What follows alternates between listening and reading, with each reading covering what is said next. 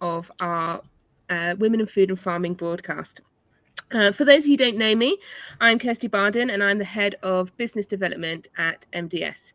I'm also part of the steering committee for Women in Food and Farming. I'm sure many of you know what Women in Food and Farming is, but we are a committee set up to support and encourage women at different stages of their careers in the industry. We do this through hosting fantastic events like this with our wonderful guest speaker today, Barbara Bray.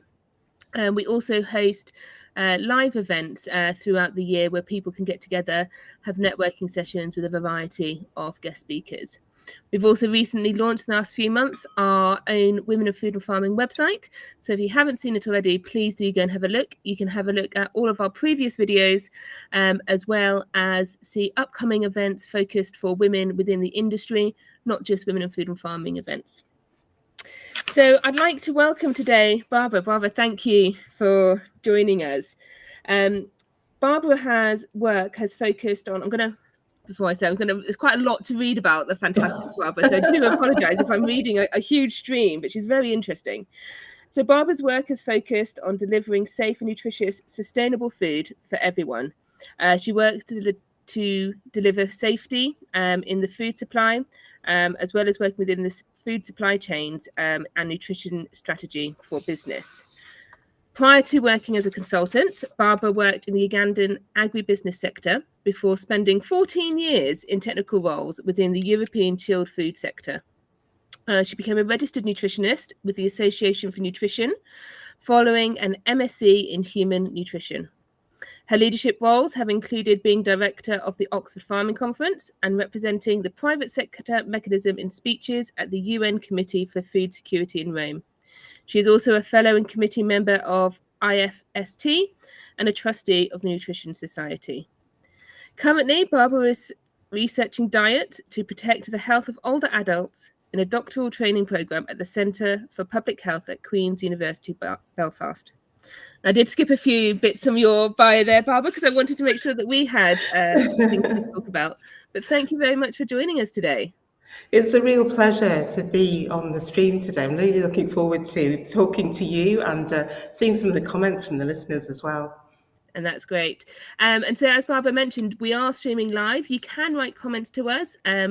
We will answer your questions as they pop up as much as we can. You can also put any questions you have at the end if you wish, if you want to save them up. But we'll make sure that we get to answer as many of the questions as we can. So Barbara, going through your bio, that's a fantastic and really interesting background, and obviously very nutritional based. What was it that sort of initially sparked you to consider that within your education and then to take it on as a career?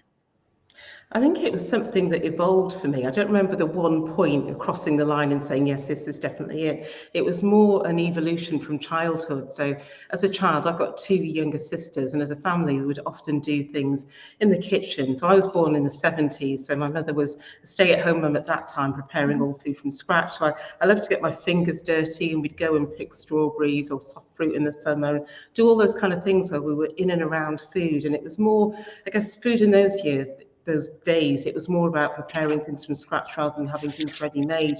And as we grew up, so we grew up in that era of things like Finter's crispy pancakes and the mini pizzas and all the kind of foods that we'd run away from now, but they were all novel. And I was so fascinated how you prepared things like that from raw materials. So I had an inherent interest in how food was made, where it came from, how it was grown and produced. And it was something that always fascinated me. But as a child, I didn't have any idea what careers were out there. You know, my mother's a nurse, my dad's a doctor. We didn't know anyone in the food industry. And as I was thinking of choices at GCSE level and things that I wanted to do, I'd heard about dietitians and I thought, well, maybe that's a good idea. My dad just laughed. He was like, you'll never earn the kind of money you need to survive doing that sort of job, because at the time it was really poorly paid. And I remember thinking, well, I want to work with food, but I just don't know what's out there.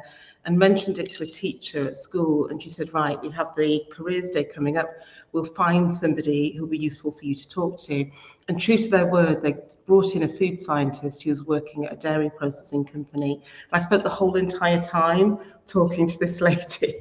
And she'd been to university at Reading, she'd done a food science degree, and I just thought that that was the best thing in the world. So I applied to Reading. I actually ended up doing food technology as my degree, and it suited me down to the ground because it's very multidisciplinary. I got involved in food marketing, food manufacture, food microbiology, food chemistry. It was a great opportunity to see all the different aspects.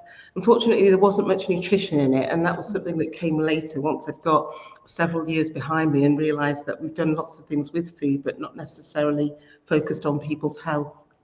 Absolutely.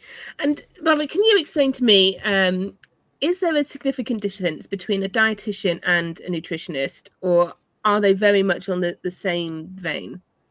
I think the issue is that you can chop and change a little bit, and that causes a lot of confusion. So a registered dietitian is registered with the, I want to try and remember the word for it, the Health Protection Council, HPC anyway. So they are clinically trained and they're registered to work in hospitals with patients. As a nutritionist, you're trained, but in terms of the degree that I have, I'm a nutrition scientist. So I'm not approved to go into a hospital and work with somebody with kidney disease, for example. So if you think of it more as practitioners working with disease versus a practitioner working on food and science. That's an arbitrary way of looking at it because there are dietitians who do go into nutrition world and work in with manufacturers, for example, and work on the nutrition science side. And there are some nutritionists who then retrain and become dietitians and go and work in hospitals. So it does muddy the waters, but it's important to realize that if you are sick and you need help, for example, if you've got some swallowing difficulties or if you've got particular disease, then a nutritionist is not qualified to treat those things unless they've had the right training and they have that dietitian's qualification. But some dietitians also market themselves as nutritionists, which isn't helpful from a public point of view because you don't know what to look out for. But a registered dietitian will have RD, a registered dietitian will have RD as part of their title. A registered nutritionist, if they're Association for Nutrition, it will be R-Nutra, N-U-T-R. So they're the main two. There are other variations on that, but I'll keep it simple. I think it's best just not to complicate it any further than I already have. No, I think it's really enlightening because there is a lot. We live in a age of lots of social media, and there's lots of people out there who are giving fantastic advice and direction when it comes to nutrition and healthy eating for those people who aren't in the know. But there's also, with that, a lot of people who will potentially say they are one thing or the other and maybe don't have the scientific research behind it. It's more based on personal opinion and can give out some quite damaging advice at times. Do you think that there's a risk of that?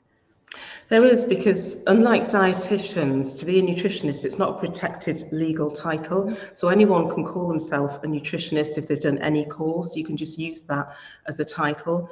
Obviously, I'm a registered nutritionist, so you can look at my name on the register for the Association for Nutrition. But there are lots of other organisations where they just create any random register and say, look at all our lovely nutritionists. They might have done a 4-hour course on nutrition or something, and they are, or celebrities, for example, who say, well, I've studied nutrition in my spare time, and now I'm telling you the advice I've got from working with my friends and family. It's not quite the same thing, so that is a problem. But people trust who they know, and that's the unfortunate thing. They don't necessarily trust a professional. It's just human nature. You'll talk to your hairdresser or the person that delivers your food or your Amazon parcels, but you never think to go out and hire a professional, and I think that is a problem. Absolutely. And your research at the moment is focusing on some nutrition and health in older adults, but generally health and nutrition in total. Christine's asked, how do we teach people and ourselves about ultra-processed food and its effect on our health? Is big food a problem? Is this something that you're seeing in your research? It is, and it's quite complex because it's not a question of all or nothing. And like with anything, particularly with dietary advice, is about everything in moderation. And if you think of older adults, for example, when I've been into nursing homes and looked at how we are going to help maintain people's nutritional status, you do need an element of processed food for people who can't swallow or chop or cut their food. Without ultra processed food, they wouldn't be here. So you can make ultra processed food as healthy or as unhealthy as you want, but obviously if you're supplying to a nursing home, it's going to be a balanced diet with the right proportion that's designed to help maintain the health and strength of that individual. On the flip side, you've also got chocolate, ice cream, crisps, which aren't essential for life, let's face it. It's more about enjoyment and pleasure. And unfortunately, it's the muddying of the waters that's brought everything and stuck it all in one basket, regardless of its health properties or not. So everybody understands that if you were to eat chocolate, crisps and ice cream and cake every day, that wouldn't be helpful for your health. So we're not saying that we should stop eating ultra processed foods. It's more about the health message that goes with it. And it is difficult to tease out. We don't necessarily have all of the evidence to say what is on the right side of health and what isn't. And it also depends on what metrics you're looking at. Are you talking about the nutritional quality? Are you talking about just one aspect of nutrition, for example, just the carbohydrates as a nutrient or just the protein? And if you think about how we've had this relationship with processed vegan food, it's all been about let's try and reduce the footprint from a climate point of view by using vegan foods. But obviously once you start processing, that can increase the footprint, even from a carbon footprint, water footprint, so on. But it can also change the format of the food, so it's not necessarily helpful from a digestibility point of view. So there are so many different factors in that. And I think big food can be a problem. We've all worked in businesses where people have made poor decisions. And sometimes I look at the award-winning competitions you see where people have got an award for a particular product and you think, did nobody sit in that NPD meeting and go, no, why are we doing this? Like, where was that sensible person? And you could see them winning the award and you're like, yes, I get that it's a miracle of technology. You know, I'm a food technologist. I get that some things you've achieved them. And it's absolutely amazing what you can do with molecules and with science. But you have to look back and say, what value does this add to people's lives? And if it's just the nice colour that it has and the bit of entertainment, and people are going to be having it in place of a nutritious meal, then you've failed. And I think some people don't quite make that link and go, yeah, maybe that's not such a good idea. Just because you can doesn't mean you should. I absolutely see this in terms of food which are promoted as being healthy. I know lots of us are now aware of things which they say, oh, they're low fat or they're lower sugar. A lot of that has been replaced with things which have equally bad effects on our health. But I'm definitely seeing more things promoted as being healthy for you. Things like protein powders and shakes and food replacement products. I won't name any. You just think, never know who's going to be watching. But you see these things and you're like, to me personally, that look, it's meant to be, oh, it's cost saving and it's quick, but it's real food. I'm like, it can't be real food. It's powdered. And how healthy are these food supplements and these healthy things that say, well, if you look at me, I've got this lovely ripped body and I'm all muscle because I'm in my 20s and I have 20 protein shakes a day. Do you think there's a risk of health foods being actually detrimental to our nutritional intake? For me, I think the problem comes in how people view their entire diet. So there is a place for shakes when you need them. For example, if I'm in the car and I don't want to stop and get some kind of fast food product, sometimes a balanced shake is a good alternative when there's no other option that's healthy. So it's finding the right product for the right situation. But I think the issue comes in when people start to obsess about having only certain things and they reduce their diet down. So it just becomes about, well, I'll have 3 shakes a day, nothing else. And that's where you tipped the balance over from having something occasionally as a support to your wider diet, which is already quite rich and diverse, and then just narrowing down your food choices to something when you've got the capacity to take in lots of other foods. Again, if you're ill or you're having feeding support because you can't swallow and you're sick, then obviously the shake is the only option. So it's about not demonizing a particular food because of what it is, but it's how it's used and where it fits in with people's diet that's really important. And there are some people that have a really poor relationship with food. They don't like to cook, they don't like to prepare or sit down and eat in a way that's helpful or beneficial for their lifestyle. And once that relationship's broken, that can lead into other problematic behaviours. I think it's all related, and it's not just about one poor behaviour or one poor decision. It often links into other things as well. And do you feel that there's quite a lot of responsibility, but there's quite a lot of impact on certain trends and how that changes? I remember I would say maybe when I was about sort of late teens, everything was about smoothies. Smoothies were the healthiest thing you could have, and they were really promoted. Everyone had the ninja blender thing, didn't they?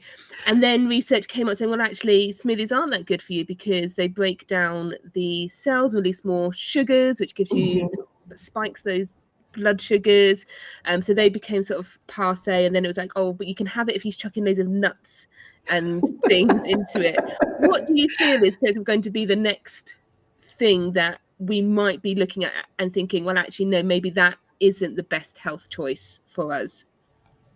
I think anything that forces you to stop eating a wide and varied diet is not great, because we're designed to have that diversity in our diet for a reason. So when you hear about you have to have lots of different types of fruit and vegetables, there's a reason behind it. So I think the whole smoothie thing, where people are trying to pack in lots of things into one small meal and tick a box, people are always trying to take shortcuts to what should be about having wholesome diets and spread. It's almost like spreading your risk, isn't it? If you have a little bit of lots of different things, it's less risky than focusing or putting all your eggs in one basket, pardon the pun, and having the same thing over and over again, because you're still narrowing the range of nutrients.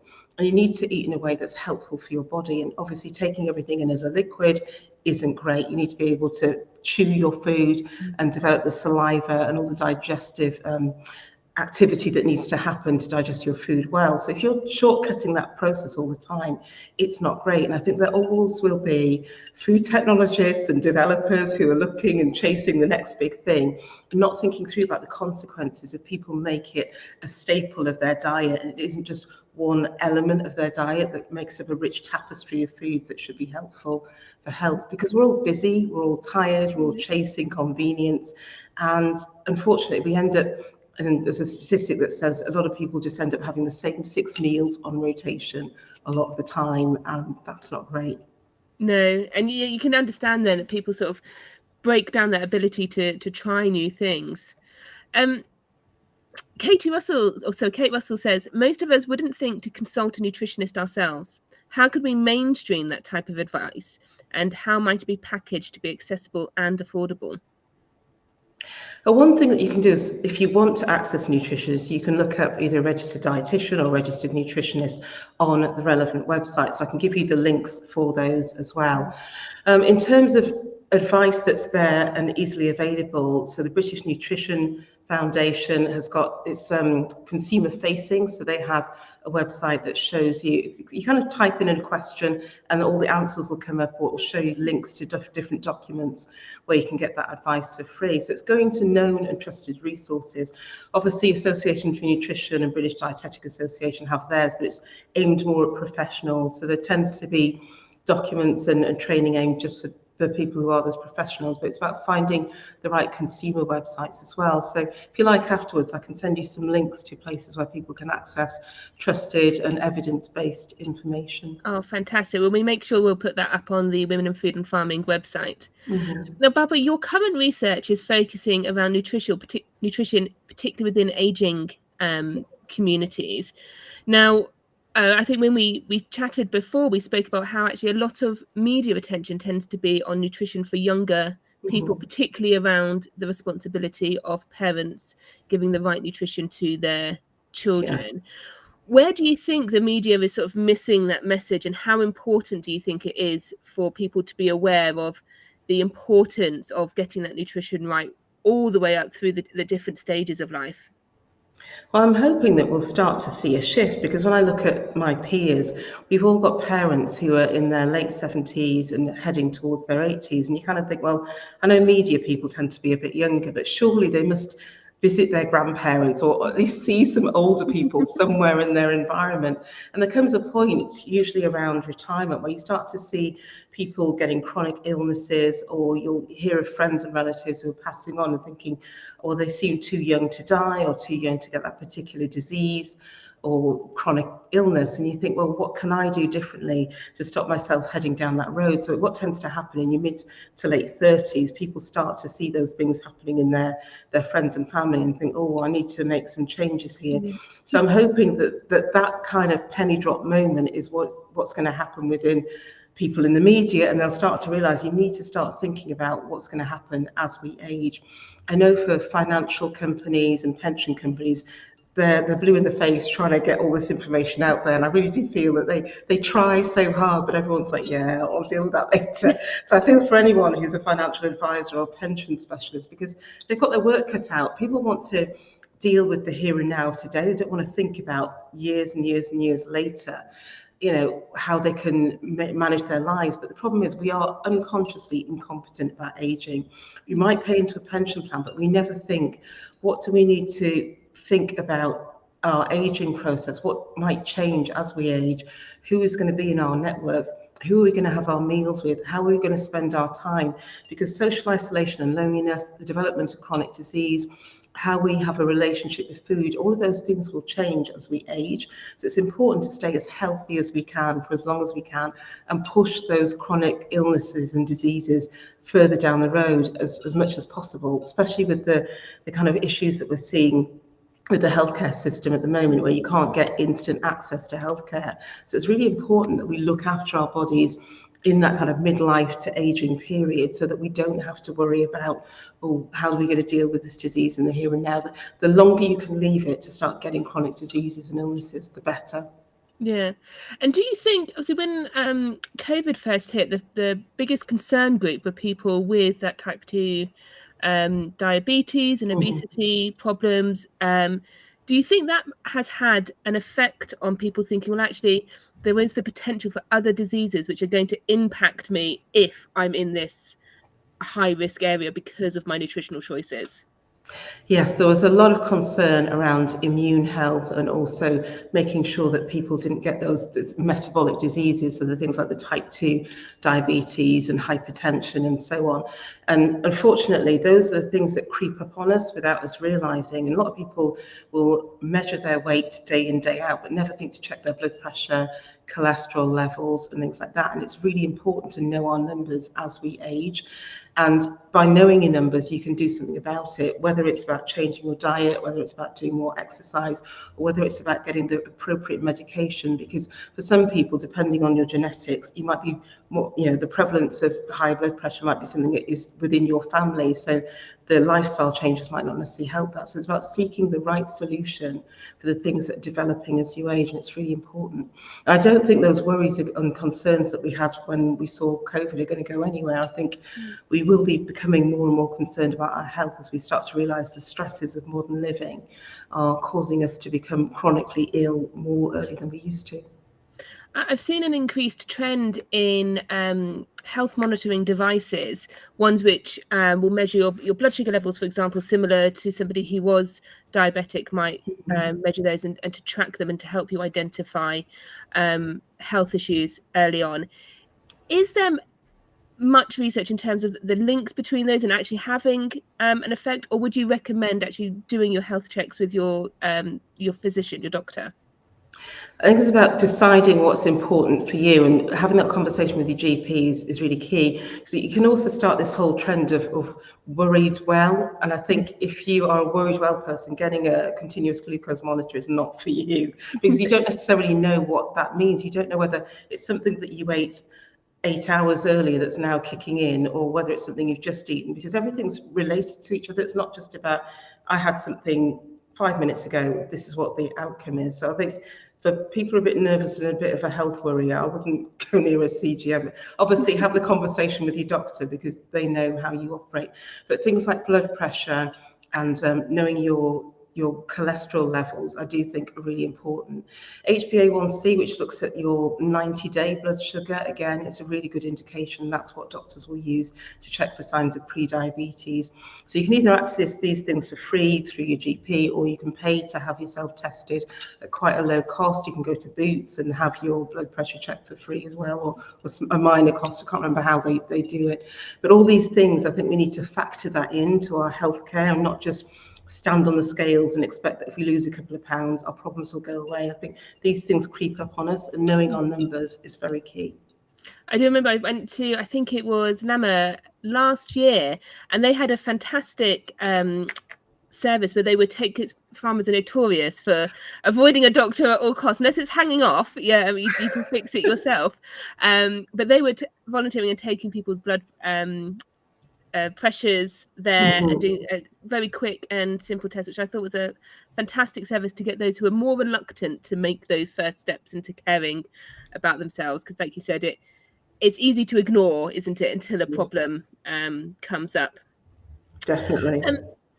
We've had a question from Safi, and I guess it sort of relates actually to how we were talking about the processed food, because processed food typically lasts longer. It's less easy to waste it in most cases. But how could we help people not waste their fresh food? Is there anything that we should all be doing, or any actions that growers or supermarkets should be taking? And again, this is a complex problem. So if we look at how we shop and cook and eat in the UK compared to other countries, we do have this issue that we try and shop less frequently. So we tend to go once or twice a week. I don't know how that's changed post-COVID. I don't know whether we start going back to that, or how that's going to end. But when you look at other countries, for example, the Mediterranean, or even in Asia, if you take Japan, people are shopping more frequently for fresh foods. They're buying it, using it, which inevitably reduces the waste. Whereas we'll buy a job lot of something, and then, after 3 or 4 days, realise it wasn't going to last the 7 days we thought it would. Yeah. And it ends up in the bin, or you decide to go out and then leave it. So waste comes from lots of different avenues. It can come from the plate waste. So, for example, if you over prepare and you cook more than you eat, so that can end up in the bin. It can also be that you've overshot. So you plan to make 3 meals out of something, you've only made 2, so you've got some left. So it's about thinking of how you plan and prepare and shop is really important, but also not being distracted by over shopping when you see it's getting an extra one free. I was at my parents' one time, and my dad, I said to him the last time I was there, I said, "Oh, we haven't had mushrooms for ages, I really like mushrooms." And he'd gone and bought 5 packs of 300-gram mushrooms. I said to him, "Had you planned to do something with these?" He said, "Well, you liked mushrooms." Okay. I know I said I like mushrooms. So then spent the whole weekend just cooking everything with mushrooms and freezing it. It's like, do we have to have another mushroom meal again? I said, you bought it, and mushrooms are going to go off in 3 days. So we're going to have mushrooms for every single meal. I just wanted to make it like point. it.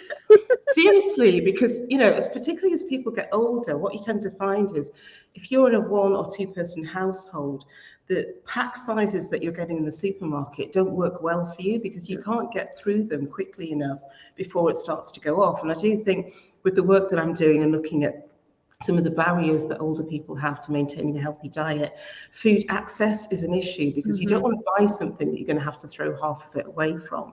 And it's important that we look at how we can tailor the right pack sizes and combinations of food so that people can get variety. They don't have to eat the same thing 4 or 5 days in a row, but also making sure that you're not losing that, having that waste as well. Yeah, I think that does make a really big impact on individuals, particularly if you are of that smaller household size. It's better value for money to buy bigger, but then you end up putting a lot of things in your freezer, and if you're anything like me, forgetting that it's there, or having physical access to shops can be a big barrier. Lots of older people, I think COVID really helped people get to understand online shopping and delivery services. But I tend to find actually the use by dates of those are much shorter. And I know that a lot of supermarkets are now removing the best before and use by dates, particularly of fresh produce. But then I think for some generations that can actually be a little bit daunting, because they're like, how do I know that this is safe, particularly if you've got food concerns, or you tend to be a bit more paranoid about the safety of your food. I guess that could be quite daunting for them as well, and lots of things end up just being thrown away. I think you're right. It's been interesting actually watching how people behave. So I've been looking at food behaviours in older people, and there's some who are really good saying, well, I know that when it starts to smell, but it also depends on the food. So with fresh produce, you can see quite easily when the quality's gone and it's unusable. But with the other products, for example, milk, does everybody know the point at which it turns? And yeah.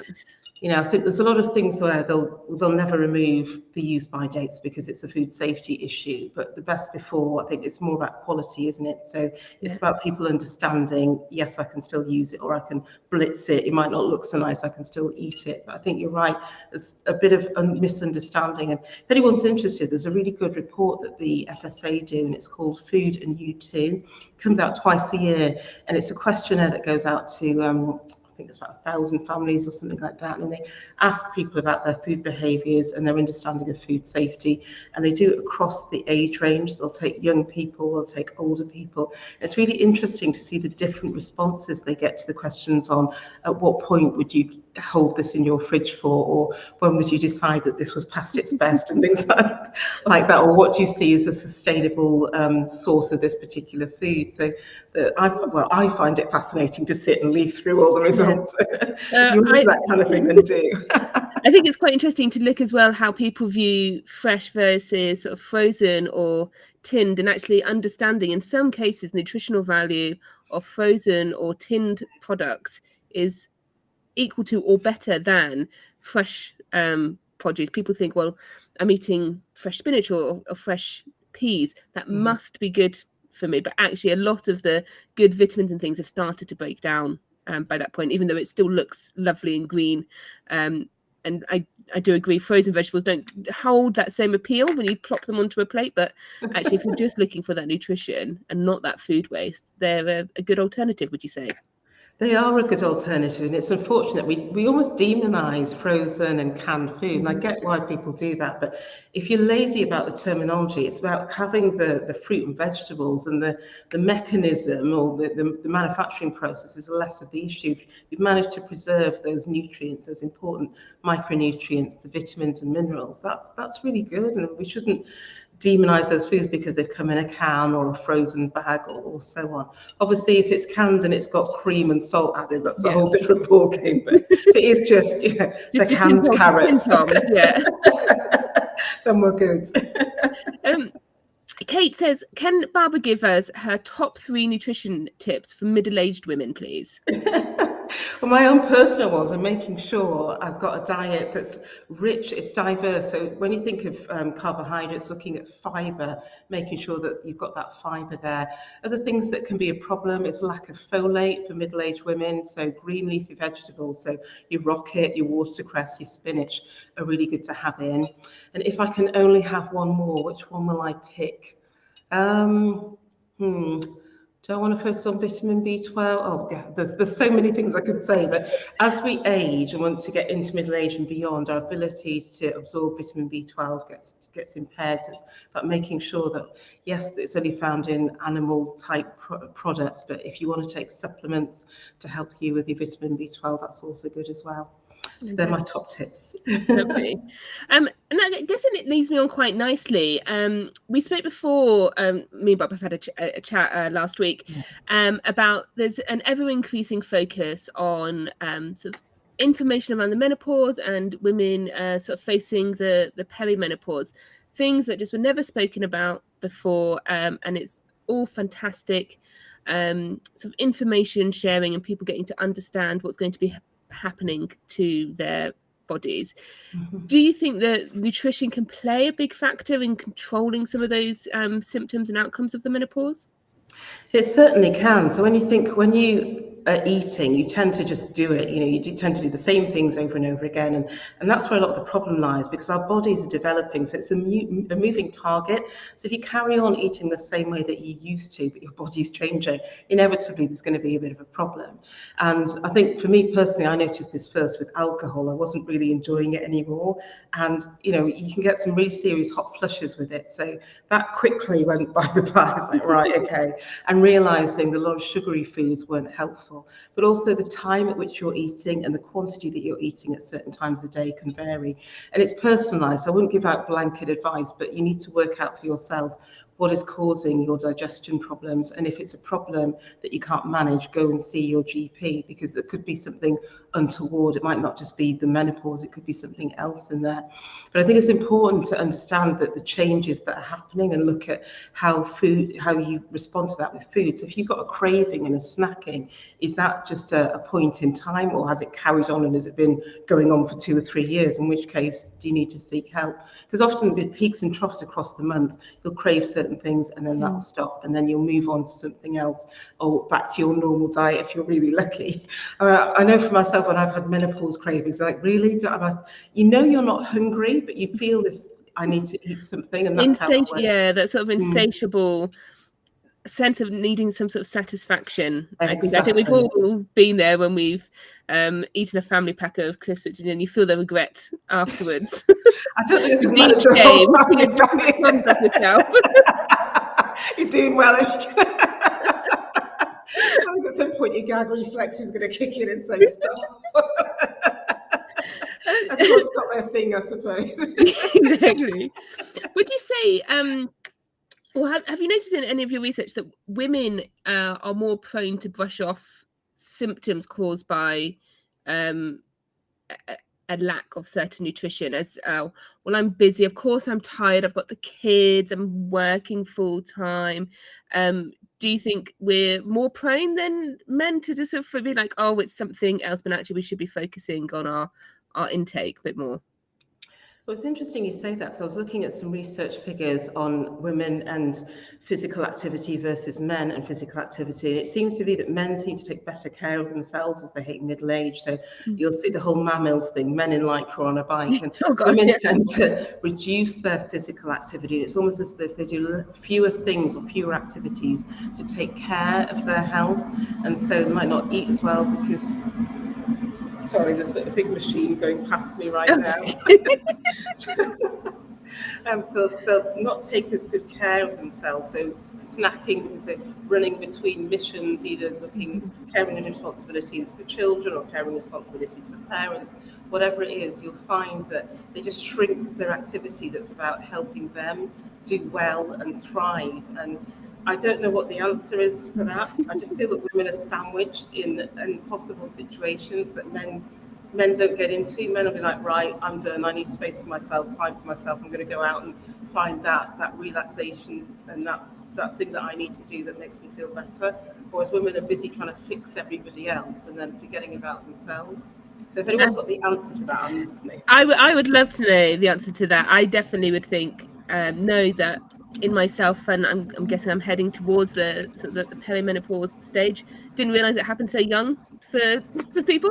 Another wonderful thing that who's been doing a lot about it, that Davina McCall. She's done wonders, but you definitely feel sort of, oh, there's always a reason why you shouldn't do something. Oh, if I can just spend half an hour, then maybe I could just get a couple of loads on, and then maybe I can do a bit of work. And when I've got to travel for work, so you spend a lot of time being sort of stagnant in the car, and I've got to do the school run with the kids and sit through one of their awful plays or shows when you're thinking you could, oh dear, I appear to have lost Barbara there. I will. Oh, there we go. You're back again. You popped away there, talking to myself. I do think it is very easy to make those excuses, and I don't think currently people have a lot of answers, but it is good to know that people are talking about that nutritional health, particularly within aging communities where it's not been the focus as much. Christine says, have you done the Tim Spector Guy health test, and should we? I don't know what this is. Do you know what this is, Barbara? Oh, this is a company called Zoe. Can you still hear me okay? I've just got I can hear you fine. Fan behind me. So there's a company called Zoe, and they were created around the time of COVID, I think, and they were doing a lot of the COVID monitoring and testing and getting people. It's one of the largest kind of community type studies where ordinary people just sent in how they were feeling and their symptoms, and it's kind of morphed into looking more at other details of our health, and they've also produced a special diet that people can do to help them manage their blood sugar and have better health and a better relationship with food. So I think, well, there's obviously quite a costly process to do, but again, going back to what we were saying about the continuous glucose monitoring, you're given a continuous glucose monitor app. You have to take on a type of muffin that decides, or that it's like a blue muffin, I think. So they look at the results in your endpoint, your feces, and there's a whole lot of tests that they do. But I haven't done it. Friends of mine have, just to see what it's about, but I kind of feel it's targeted a bit at the worried well, because you're not actually learning anything new. You're learning that you might have certain responses to food. But going back to what I said, unless you're having to write down absolutely everything, it makes you very obsessive about what you eat, where you go, the timing of things. And I just feel that once you've gathered all that knowledge, are you really in a better place? Because your shopping habits can be amended. You don't have to go through all of that angst for 2 weeks working out, I ate this and then that happens and then that, I just think you can sensibly do it just with a personal guidance from a nutritionist or a dietitian and achieve something that's really quite substantial and meaningful. And I know some people will really enjoy going through a trial for a couple of weeks and learning something new and making those behavioural changes, but it does seem quite onerous, and I do worry that if somebody's got anxiety and they're anxious about food already, that is probably not something that you want to be doing. Yeah, I guess it's having that responsibility and that knowledge in yourself to know when you need to take it to a certain stage, isn't it? And I know that I've seen ones where you can sort of like pinpricks of blood, and it will tell you all the different things that you're potentially allergic to, but realistically, scientifically, you can't prove all of those things. So for some people, I wouldn't say it's a quantum of the tests that you can do, but it's a way of making people who are concerned about things potentially overweight. But for some people, it's fantastic knowledge and understanding. I guess you've got to look at it from your own perspective and understand where you will take it. Definitely. It's not just because your friend's doing it. It's not something you've got to look at it and say, is this right for me? I think you're really on the point with that one. It's about deciding, with personalized products and personalized nutrition, for example, it is about you. It's not about doing what your best friend's done or your hairdresser's said. It's about making sure you're making the right decisions for you and your body and your lifestyle as well. Yeah, absolutely. So with your research company, Barbara, what is it that you're seeing? What is the outcomes that you're looking towards currently? Well, the stage I'm at the moment, I've just been analysing what the older population are eating, and what I've realised is it's a very varied and wide population. So you can take two people at 65, one can be in perfect health and have a great lifestyle, and another one can be absolutely not. A lot of that is linked to socio-economics. So if you've worked all your life in a low-paid job, lived in social housing, for example, haven't been able to get a lot of money together, it means that you will have a worse outcome from a lifespan and a health span point of view.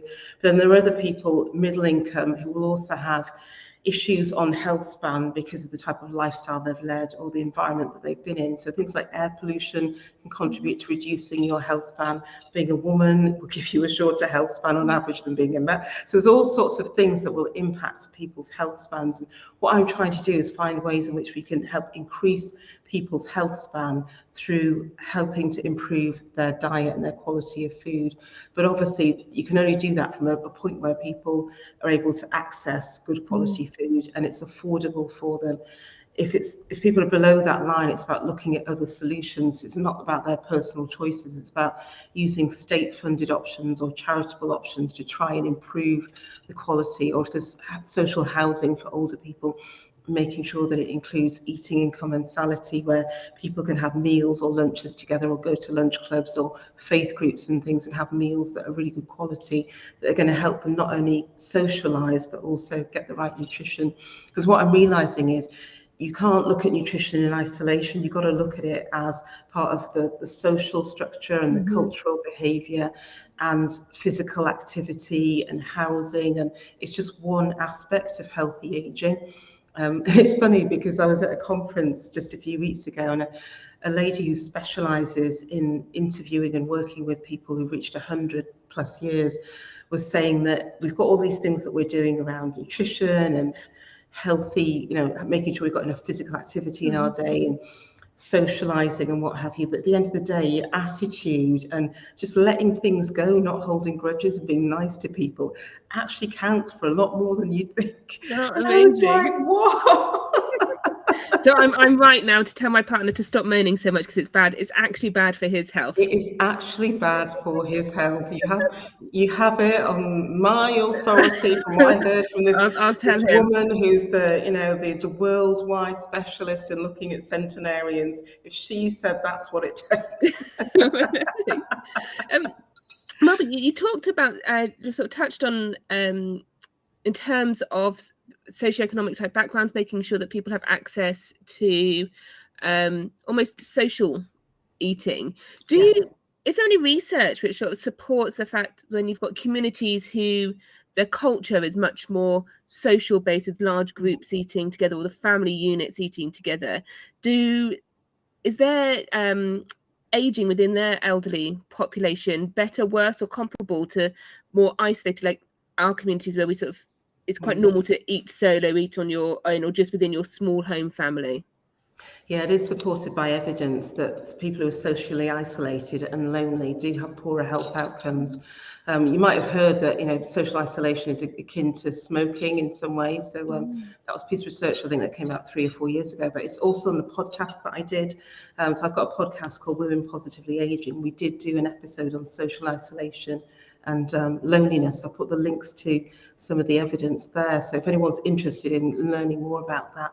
And again, it goes back to what we were saying about being unconsciously incompetent about aging. So, when you're in midlife, you tend to think, oh, I want to retire to the seaside and I'll go for, wild swimming every day and life is going to be fine, not realizing that the further you're away from your support network and a community and people who can support you, and if you're sick, help you and do things like that, the worse of a health span you're going to have, because actually that's what helps you stay healthy. Yes, being by the sea and seeing green and blue every day is really helpful, but actually those social connections are more important than you think. And it doesn't mean that you have to have lots and lots of friends, but it's about having a core few quality relationships that will keep you going as you age. And unfortunately, for a lot of older people, they tend to be friends with the same group of people. So obviously they'll lose more and more friends as they age. And it's about making sure you maintain good social ties across the generations. So you've always got company and people to spend time with. Yeah, and I think people really saw that impact in COVID. People who weren't used to experiencing isolation were suddenly forced into those situations, and we're still seeing knock-on effects in terms of the work we do. It had a really big impact even on very young people. Yes. Who were suddenly like, well, you can't socialize. You've spent your whole point up until this point never being alone, and now you're on your own, stay in that room, stay in that space, and you can't do anything about it. It's had quite detrimental, long-lasting effects on people's mental health and I guess their physical health as well. Oh, definitely. Yeah. And we also were just touching on the affordability of food. There's something that came out today, and it was talking about so the buy one get one free is the food offers, and the food offers are actually being too heavily weighted on the more processed, less healthy foods rather than fresh fruit and veg. Do you think there's a responsibility in terms of shifting that dynamic either through the retailers or government to make it that the fresh food is more readily available because it is easier and faster and cheaper in a lot of cases to eat and provide the unhealthy options for your family? I really haven't got a definite answer to that question. I think it's so complex because we know, for example, with a lot of supermarkets, the funding that is used for the promotions oftentimes comes from the supplier. So if you're taking somebody who's making a minuscule margin and saying, well, you need to fund a promotion so that people can afford to eat, it's not going to be sustainable. So it's about looking at what are the solutions. We need to make sure people do have access to affordable food. But is the retail end the point at which that has to happen? Is it about making sure that people have more money to start with so that they can afford the food that's already there? Because the food, you can't produce it any cheaper. No. So if you can't produce it cheaper, how can you retail it cheaper? Because the cost of production is the cost of production. And yeah, I'm not a commercially minded person in terms of the cost of the true cost of food production. And I think there's been a couple of trials on the continent. I think Germany and Belgium are looking at putting the true cost of production on pricing of food. So it's made the cost of meat, milk, and things like that go up. So I think those things are interesting, but there's a societal impact and a cultural impact about doing these things. And if you're pricing people out of a whole section of food, you need to make that up somewhere else, either through the welfare system or some other way of making sure that everybody has access to affordable food, and it's not just people who've got a certain income can eat and everyone else can't. And I think that's where we're at the moment. So I have no idea as to what the right mechanism to make that happen is going to be. Personally, I think making sure everyone's got enough money is the best way, because then you've got dignity. It's a good starting point. If we can all afford to get that healthy choice, then more and more people will make that right choice for themselves and for their families. I'd like to think so, but again, it's more complex. It's about making sure that that food is available. So there are places where you can't necessarily easily buy food that is part of a healthy diet. And again, it's the whole cost of fuel, about time and money involved in preparing those foods. So to me, people are always saying everyone should learn to cook, but I think if you've got food that's ready cooked and freshly available, what's the harm in using that? I know we've got this debate about ultra processing, but you think back in the day, it was always just one person in the family that knew how to cook and everyone else ate what that person prepared. I don't see the harm in having food that's prepared for people that are short on time, if the food is prepared and it's convenient and it's healthy and it's affordable. You're just taking out the middleman, rather than everyone buying the ingredients, taking it home, cooking it. Have a facility or community restaurants where people can go and eat cheaply. And you see it in other countries. If you go to Singapore, they have street food scene where people pour out of their offices at 5 o'clock or whatever time they finish, can't remember, and then go and sit outside and eat a really well-prepared, healthy, cheap meal. And it's just amazing to see. Italy, I've been to canteens where the workers come out at lunchtime, and the canteens don't belong to a particular company. They're just, I guess, the equivalent of a Wimpy or something, back in the old days where everyone used to get their tray and their food. And it's affordably priced 3-course meals that people can have in the middle of the day. So I think every country has found a way of managing it, but we seem to be still running around trying to look for solutions when we can see that there are lots of other options in other countries. Trying other things. And I think as also, like you said, dispelling that myth that prepared isn't the same as overly processed. It saves time, it saves people money, and reduces waste. And the more, obviously, one of the key things is we're wasting less food. Eventually, the cost of those productions are going to come down because we won't just be throwing it away. But it is a complex issue, and I don't think there is any one true fix. I just don't necessarily think it's being looked at in the right way at the moment. It just always seems to be somebody else has got to solve that bit. And it needs to be looked at in the round. So when you think of all the different actors in that space, it's about everybody coming together and looking for a solution, rather than saying it's a social problem or a welfare problem or a retail problem, or we all own it. We need to work together to fix it. Absolutely. Well, thank you, Bob. It's been really fantastic talking to you. Can you just give me a quick roundup of where other people might be able to find more of your work or information? Sure. Well, starting off with my podcast, Women Positively Aging. So I think I've sent the link already for the show notes, but you can access that. There's currently 12 episodes across 2 seasons. And what I do for each episode is take a particular aspect of aging. So it could be heart health or brain health or belly fat, whatever it is. And I take an expert who's got a background in the topic and can tell us about the science behind it. And some of them, I've also got a guest who might have suffered with the problem that talks about their symptoms and how they've managed to overcome it. I think, for this audience, that'd be quite interesting as well. And then you can also reach out to me on LinkedIn or access my website. So it's www.alo, so that's ALO-solutions.com, and see some of the work that I'm doing. And also I will give you the links that I mentioned for the British Nutrition Foundation and so on, because I think people will find that really interesting about their own personal health and how they can find more information. And I'm on the science committee for the British Nutrition Foundation, which is why I'm plugging it. Fantastic. Well, thank you very much, Barbara. And we'll make sure that we put all those links up on the Women in Food and Farming website, and it'll also be included. I won't say definitely because I don't write them, but most probably the next newsletter. Thank you so much for joining us. It's been really interesting, and I think it's given everybody a little bit of food for thought. Excuse the pun there, and something, just a new perspective and a new look, particularly around that the aging aspect of nutrition. And like we were saying, it's so very little talked about, but actually lots of really interesting things to take away and consider. Definitely. Thank you very much for your time. Our next session will be in September, and that is going to be our live session in Savills. You will all have been sent out links to that on the newsletter. And if you'd like to register for that, you can buy tickets through Eventbrite. We've been very kindly supported this month by Agri, who will be sponsoring our free tickets for the under 30s, as we're always really keen to promote those networking opportunities for people starting off their careers within food and farming. Thank you very much. Good evening, all. Thank you.